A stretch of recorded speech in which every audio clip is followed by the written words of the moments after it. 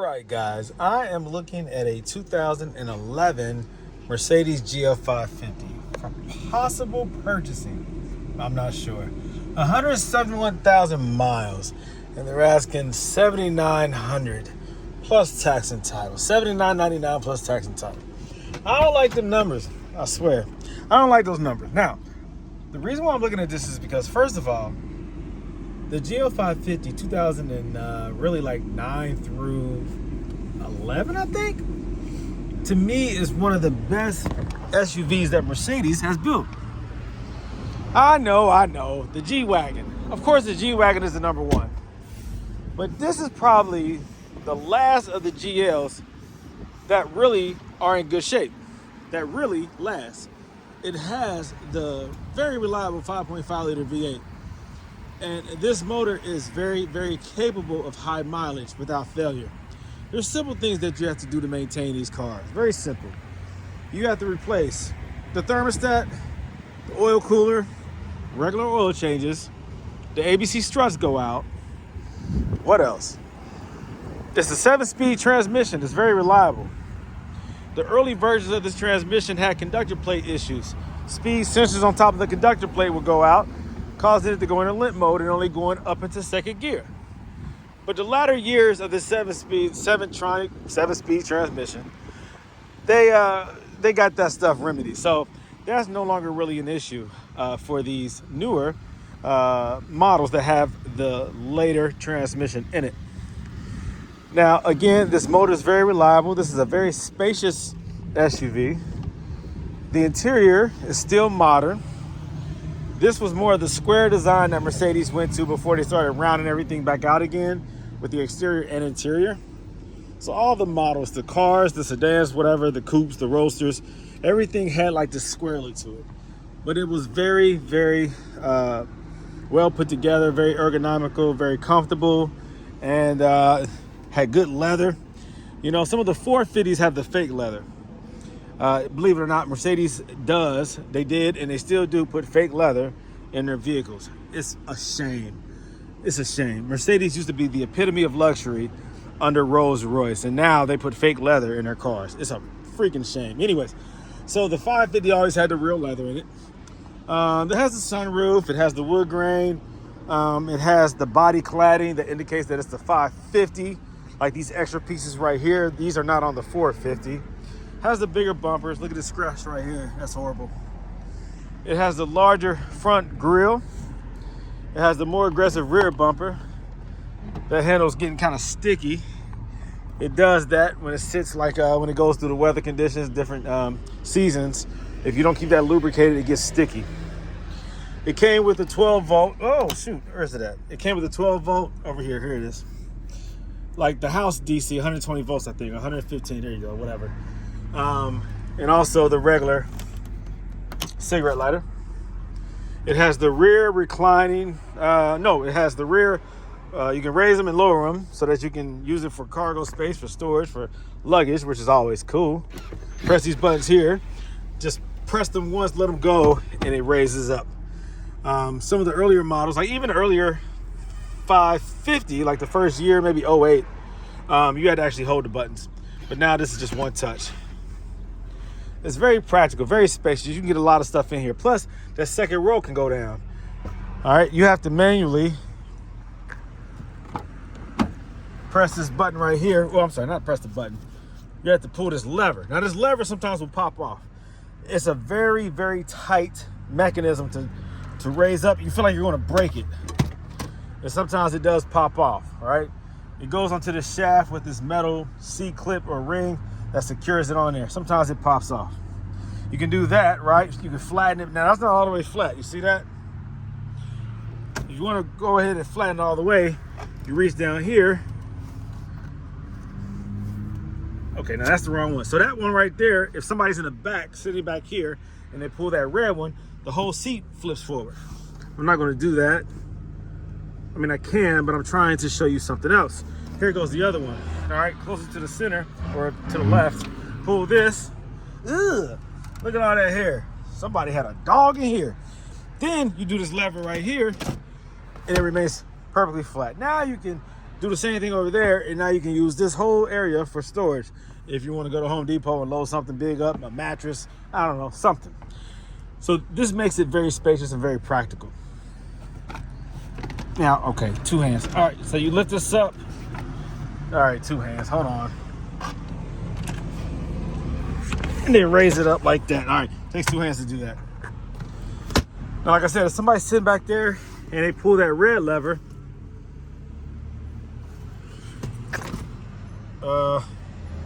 okay, the whole thing's supposed to flip forward. Maybe, whatever. The whole thing's supposed to flip forward. It lifts up, and then this right here will scoot forward. That's what it's supposed to do. Let me see. Again, this is a car that I am looking at possibly buying. Okay, let me see. I wonder if there's another one. I gotta remember. You got this one, this one. Nah, I thought that was it. This whole thing's supposed to flip forward. Let me just double check. Nah.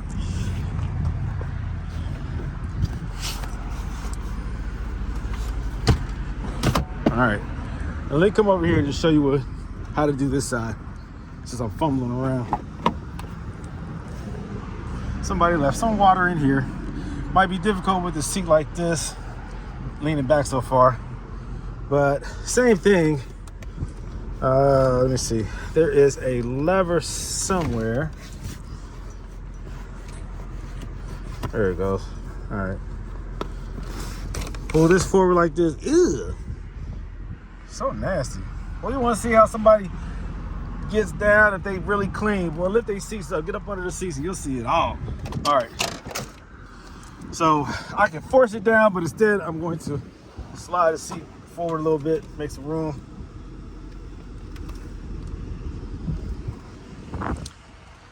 Not all of them come with the monitors right here. I like it when they do though. It's pretty cool. My wife has a silver 2000 and it's either an 08 or 09 GL550. Hers has the monitors. Mine does not. I have a 2010, mine does not. All right, there you go. So now it's perfectly flat. You see that? Pretty cool, pretty cool. So you have a lot of space in here, man. I didn't do the measurements, but this is a lot of space. You can put a lot of stuff back here. I love it. And the fact that it's black too, you know, hides dirt. Mine, the one that I drive every day, is tan. So you can see all the dirt, because I always load up car parts and stuff in it. So this is cool. If I got this one, I'd probably use this one more for family, you know, for traveling. It's clean, it's black, I like it. Mine, like I said, I use it to tow a lot of stuff. So mine gets pretty dirty on the inside. It's kind of hard to hide the dirt. All right, just like that. Now, you also can lean the seat back a little bit. You pull this lever right here, and you can lean the seat back. All right, so that's pretty cool too. Oh, you can't flip it from this side. You have to actually go over there and use the lever. So again, 2 hands, one here. Oh, I can do it one. Oh, no, I can't. All right, hold on. Okay, here we go. So you can see the difference how much this is leaning. All right. So again, this lever right here, and then you can lean the seat back. All right. So now they're both leaning. This right here is pretty cool. Has the audio and video input. Audio, white and red, yellow input, and then you have headphone jack right there. And then this right here folds down, giving you access to the CD player. So that's pretty cool, or DVD player. So that's pretty cool. Put the CD in there. DVD enables you to be able to turn these on and you can control them. There's supposed to be a remote. I don't see the remote. There's supposed to be a remote where you can control these. Again, this one has 171,000 miles. It looks like, you know, it's in pretty good shape. Yeah, it has some flaws, some scratches, but I don't see any dents. Nice WeatherTech mats. It's missing a little it's like a basket, or not a basket, but a little net. Yeah, a net that goes right here that you can use for just to store things. This right here allows you to connect Bluetooth. There's a Bluetooth adapter that you connect in here. This right here is an adapter. This piece up here allows you to add Bluetooth. Instead, they did this. This is old school. This is like an iPad. Not even. It's like an old school iPad. It has that, so that's pretty cool. So that allows for audio input. I like the Bluetooth adapter. That's what I have in mine and my wife's. Let me see here. So the maintenance on this, see the scratch right there. So the maintenance on this is not that bad, I tell you. Headlights, they usually start to do this. I like it when they're crystal clear, but unfortunately over time, even Mercedes has gotten cheap with these plastic headlights. You know, back in the day, they were always glass. Yeah, back in the day, they were glass. There's some sticky residue. They had something sticky on here. It's on both doors. So I don't know if the window maybe was stuck down. You know what, let me lower all the windows. Maybe they changed out the window regulator or something, I don't know. But for some reason, they had something sticky on these windows. Let me pop the hood. Let's talk about that. Already tried the sunroof, that works. When you first started the car, it barely wanted to start. That means the car's been sitting for a while. That means the battery is weak. I'm hearing this air compressor operate a lot. So the air compressor might be going out. That's something else you have to consider on these. I've changed out the air compressor before on 2 of these models, and so it's easy to do. Take the wheel off, jack it up in the air, of course, take the inner wheel lining out, and work from up underneath. It sits right here. And it's pretty easy to do. A couple 10mm nuts hold it up with a spring behind it. Mounting bracket. Drop it, disconnect the hose, unplug it. It can develop a hairline crack. So if it's operating too long, you'll get the notification saying that it's running too long and it's starting to overheat, and so it shuts down.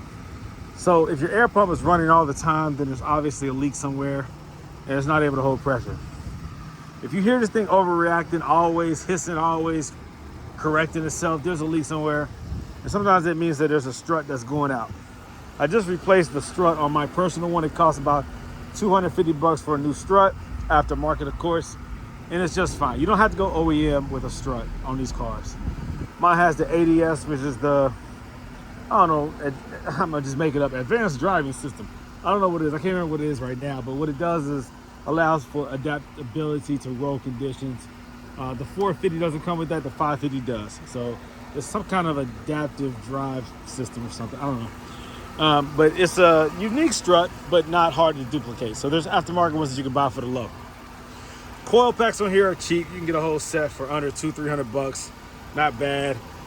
Air intake, if these ever come off, if the motor mounts start to wear out and it starts to jump around when you accelerate hard, these can dislodge and you can get a check engine light talking about like air intake, something like the measurement is off. That actually, you can actually get a check engine light if one of these comes off. That happens on my wife's. I had to order new these right here to keep it attached. But it could be indicative of motor mounts. But you know, the motor mounts in here aren't that bad. This is a very stable engine. It doesn't jump around as much as the M113 and the M113K. They have a lot of torque, but they can handle it well. So I like the 550 because they went more heavy duty on all the components versus the 450. Very reliable. Like I said, oil cooler is going to have to be replaced at some point because the gasket wears out and you start getting coolant and oil mixing in your overflow. So if you take this off, this coolant overflow, and you see that brown film floating around in there, or if it's brown, then that means it's mixing. And usually it's mixing because of that. That is your oil cooler. Also, thermostat. If you get a check engine light because it's saying that the temperature is too cool, the warm-up did not reach its expected pre-measured numbers or temperature, then that is due to your thermostat being stuck open. You want a thermostat to be stuck open, not closed. If it's stuck closed, the cooled antifreeze will not enter your engine and cool it down. But when it's stuck open, it flows into the engine prematurely, never allowing the engine to warm up to its proper operating temperature. You get a check engine light. That's safer than the opposite. You won't get peak performance, meaning the car won't warm up the way it's supposed to and things won't operate when they're supposed to when it comes to temperature and performance. It can also cause, let me see, some numbers to be off regarding, I don't know, like your mass airflow sensor, the calculations of air input and fuel and output. You know, those numbers can be thrown off a little bit when the engine is not at its proper operating temperature. Like when these cars are cold, it purposely stays closed until the engine reaches its temperature, then it opens up, allowing it to perform the way it's supposed to perform. So that is all relative. This car right here, I don't like the tires. I think they're ugly. These are winter tires. These have an aggressive tread to them, but they're too low profile. These are 35 series tires on a 21-inch wheel, which is factory, but the tire is not factory. 295/40 in the front, and I think it's 295. I saw this earlier. Hold on, these tires are dirty. 295/35/21. Why in the freak would you put a smaller sidewall tire in the rear and a taller in the front? You do that when you go wider, when you go with a wide staggered setup. These are not staggered. These are equal size, like 21 by 9.5, I think, wheels. So why would you put a lower profile tire in the rear and a taller in the front? That's goofy. So it looks stupid. So if I were to get this, I need new tires. It's garbage. It does have the automatic, press the button, boom, I like that. Let's see. So again, it's a 550. Let me check the wipers. I do love these things, man. I absolutely love them. To me, again, it's one of the most reliable SUVs that Mercedes ever built. The 550, not the 450. The problem with the newer ones is it has the newer engine in it, the twin turbo. They introduced that into this body style in 2012. Avoid them. They changed the body style in 14. Avoid them. They were cool when they were new, but when they get high mileage and the second and third owner starts to buy them, they're going to have a lot of problems. They're going to have a lot of problems. It's inevitable. That motor is not built to last forever. Not like this car is. Okay. All right, you can see back there. All right, wiper works, fluid works. You control that with this right here.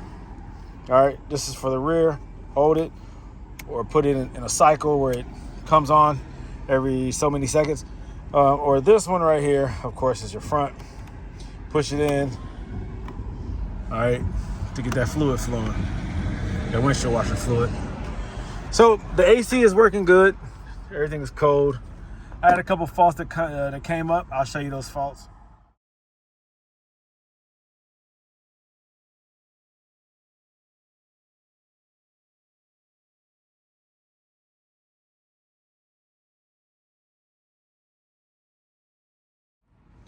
All right, so that's that. It's just things you have to consider, man. Like, this is a nice car, man. It's a nice car. I've seen these used where these right here break off, these pop off just over time with heat and cold. They become brittle and they come off. And these right here actually separate from this. And it just looks stupid because these actually like open up. They're like sandwiched together. All right. So let's see here. What else goes wrong? Man, it has a dual sunroof. I like that. Let me take a look at that one, make sure it's not funny. Looks a little frosty. Let me see here. All right. So this just opens and closes. This is what it is. These are just very durable trucks, man. I wouldn't lie to you. I like these things. I really like them. I really like them a lot. Pretty cool, man. Pretty cool. You make sure the cold air comes through here. Sometimes these can get stuck. I've seen them on other Mercedes. Rear control gets stuck. It has the rear heated seats, which is cool. That's this row right here, so that's always cool. All right. I want that to cool down. It's cooling down. It's cold right here. Still a little warm right here, though. I give that some time. Make sure these controls work. Oh, might be turned off due to this little safety thing right here for the kids. There we go. So also common on these failure wise is I hate when it does that. All right, sometimes these locks don't work and you're stuck inside the car. When you hit this button right here, everything's supposed to lock and unlock when the car is turned off. Sometimes you get those issues right here, but this no longer works. But most of the time, those work. But unfortunately, sometimes the locking mechanism and the doors stop working, where you have to manually unlock and lock. This happened over there on my wife's GL550, and it's happened right here on my GL550, where none of this stuff works. So there's a disconnect somewhere in the, oh, look at this. Sometimes this acts up, okay? It'll go down, but it's not going up. So this has to be replaced. I've seen this happen. The switches go bad. They break. We're supposed to grab or activate the little switch on the little circuit board. It doesn't. So that's going on with that one. The seats typically don't have any problems, but the switches, they break. And sometimes the locking mechanism stops working. The window regulators, I haven't had any issues with that. I do have that little weird thing there where it comes all the way up. If you hold it back, if you lift it up all the way where you feel that second click, sometimes it'll come up and go back down. Mine's starting to do that. It didn't used to do that, but it's starting to do that. I don't know why it does that. So that's another little funny thing. So you just have to know the common issues with these. These are very reliable. The struts don't cost much to replace. It's more or less the labor aspect of it. All right, it's cooled down now. These are really reliable, really. If it wasn't reliable, I wouldn't be considering this one with 171,000 miles. There's not a lot of 171,000 mile vehicles that I would buy, but the GL550 I would. So there goes a quick review. You can turn off the rear this way. So that's a quick review of what I think about the GL550. They are very reliable. I like them. They're very comfortable for long drives on the highway, on the road, taking them out of town. I have a earlier video where I actually had our silver one shipped out to California, transported out to California, and we flew into Cali. I'm sorry, not California. It was Florida. And then we flew into Florida and drove it around and drove it back home. So I really like these things, man. Very comfortable for everyday usage. If you want to use it just for work or if you want to use it for family, whatever the case be, very, very reliable. So now I have a brake wear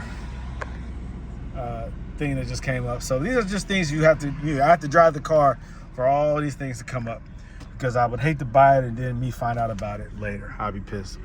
So these are all negotiation tactics. I'm going to use everything as leverage to try to get the best deal. They want $79.99 for it, 2011. And you know me, I'm not going to pay what they want. I'm going to negotiate and see what I can do if I want the vehicle. All right. So I don't need the vehicle. It's just a pleasure vehicle, just something extra to have. So we'll see what happens. But again, thank you for watching, and more content on the way. If you have any questions, reach out to me. I'm always here to share information. If I know it, I'll tell you. If I don't, I'll tell you. All right, guys, man. More content on the way. Brandon Green, owner of Go to My Autoworks. I'm out.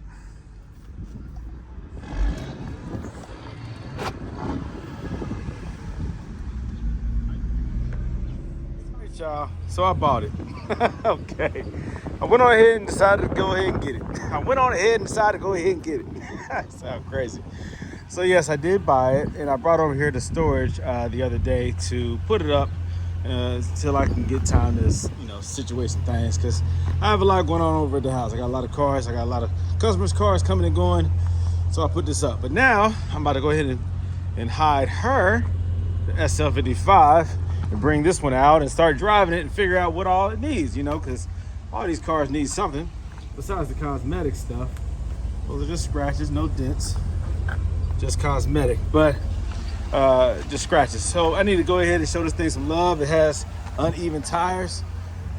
The tires are not right. These tires are the same, and then the one in the back. And then the one on the front passenger side is too tall. Well, it's actually the proper height. It's a 40 series, and these are 35 series. So I went on ahead and bought some new tires for it.